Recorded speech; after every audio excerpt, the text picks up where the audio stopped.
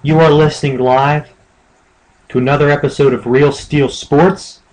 It is Super Bowl week for your host, James Krasnerick, / Hall of Fame week. I am doing a top 10 list every night, and tonight's list is the top 10 defenses in league history. A relevant list due to the fact that both the Niners and the Ravens win with defense. Starting off, let's go through numbers 10 through 2 before we finally reveal the greatest defense in league history. Number 10, the Doomsday Defense, the Dallas Cowboys in the 1970s. Number 9, the Madison Avenue New York Giants, 1956 to 1963. Number 8, the Pewter Pirates, the 2002 Tampa Bay Buccaneers. Number 7, the Purple Storm, the 2000 Ravens. The best defense in a 16-game season, statistically in league history. Number 6, the no-name defense, the 71 to 73 Dolphins. Allowed 11.8 points per game over a 3-season stretch. Number 5, the Grit Splits 1977 Atlanta Falcons.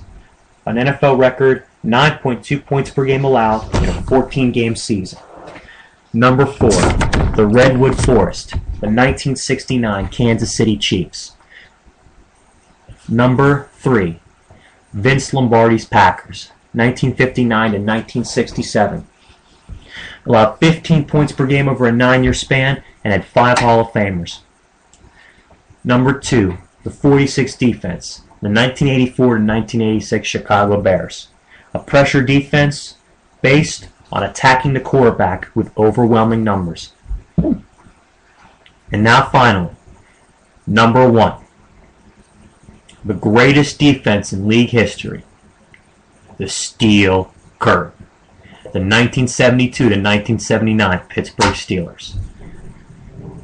Ever since I've been doing these radio shows, I've been trying to be as unbiased as I possibly can, to let my opinion of people stay the hell out of my opinion in terms of how good they were. Opinion of somebody or a team based on whether I like them versus how good or bad were they. This is a completely unbiased opinion. The Steelers were the greatest defense in league history. I'm going to show you, I got some numbers for you. 4 Super Bowls in 6 years, 74, 75, 78, and 79. 4 Hall of Famers, and at least 2 other guys who are very, very solid Hall of Fame candidates. What makes them so good is that it wasn't just like some of these teams on the list, such as the Ravens, the Buccaneers, the Bears. They were consistently dominant, the best defense over a long period of time. And the thing that makes them scary is that you couldn't do a damn thing against them. You couldn't run against them. You couldn't throw against them. It was a waste of time. For an 8-year span, they gave up an average of 196 points a season for a grand total of 14 points per game for 8 years. To go 8 years and allow 14 points per game. Very impressive. They led the league in scoring defense in 76 and 78, and were second in scoring defense in 72, 74, and 75. And in the 18 playoff games in that time period, in which they went 14-4, they allowed 14.5 points per game. So this defense rose to the occasion in the playoffs, and the Steel Curtain would drop into place. 4 Hall of Famers on this team. You had defensive tackle Joe Green, the greatest interior defensive lineman to ever play the game, could sometimes take on 3 blockers and still get to the quarterback. You had outside linebacker Jack Ham, technically sound, could rush the passer, could stop the run, could play the pass coverage, could do anything he needed to do. Was like a Swiss Army knife. You had inside linebacker Jack Lambert. People look at him as a rock'em sock'em kind of guy. While that was a lot of why he played as good as he did, he was a very smart, very studious inside linebacker, an incredible student of the game. And then he had the greatest cornerback of all time, the 6'3", 210 Mel Blount, a giant who scared the hell out of every receiver he ever went against. Now, what makes the Steel Curtain so great, besides the names and the numbers? It's the schemes that they play. The front 4, which for the most of the decade was Joe Green, Dwight White at defensive end, Ernie Holmes at defensive tackle, and Elsie Greenwood at defensive end. they could apply all the pressure on the quarterback by themselves and still stop the run. Jack Ham, Jack Lambert, and the other outside linebacker, Andy Russell, who was a 7-time Pro Bowler and another Hall of Fame candidate, they didn't have to blitz. If they did, they were getting the quarterback. And in the secondary, you had cornerbacks Blunt and J.T. Thomas, who was a multi-year Pro Bowler. You had Hall of Fame candidate Donnie Shell, who was first-team All-Pro 3 times. And you had one of the most underrated strong safeties and free safeties in league history, in Mike Wagner. This defense, from top to bottom, was so sound. They weren't just, a bruise you, beat you up kind of defense. They were very technically sound. What made the defense so scary was when they played against high-powered passing offenses, they could shut them down because the front four gets to the quarterback by itself, and the back seven just drop into coverage because Jack Ham, Jack Lambert, and Andy Russell, they weren't like your 260-pound linebacking behemoths you get today. Guys like, Lamar Woodley, guys like Ray Lewis.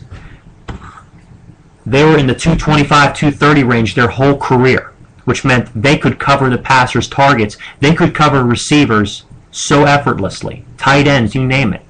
That's why they got so many interceptions as a group. We have Jack Ham's got the third most interceptions by a linebacker in league history.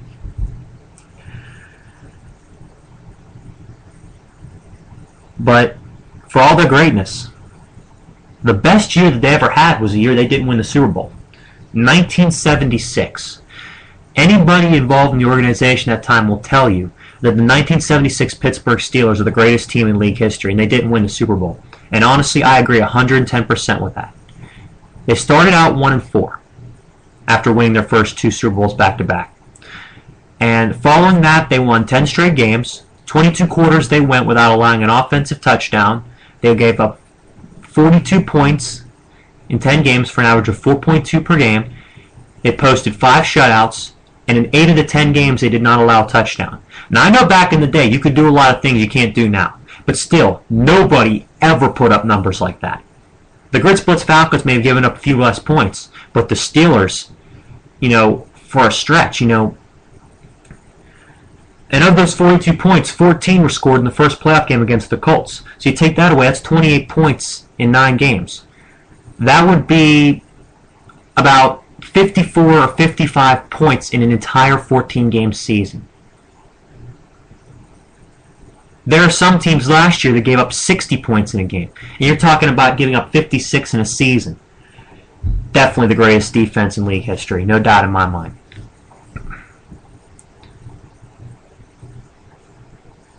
And it wasn't just the Hall of Famers. Yeah, like I said, Russell was a 7-time Pro Bowler, Donnie Shell was a 5-time Pro Bowler, and L.C. Greenwood. Someday, L.C. Greenwood is going to be in the Pro Football Hall of Fame.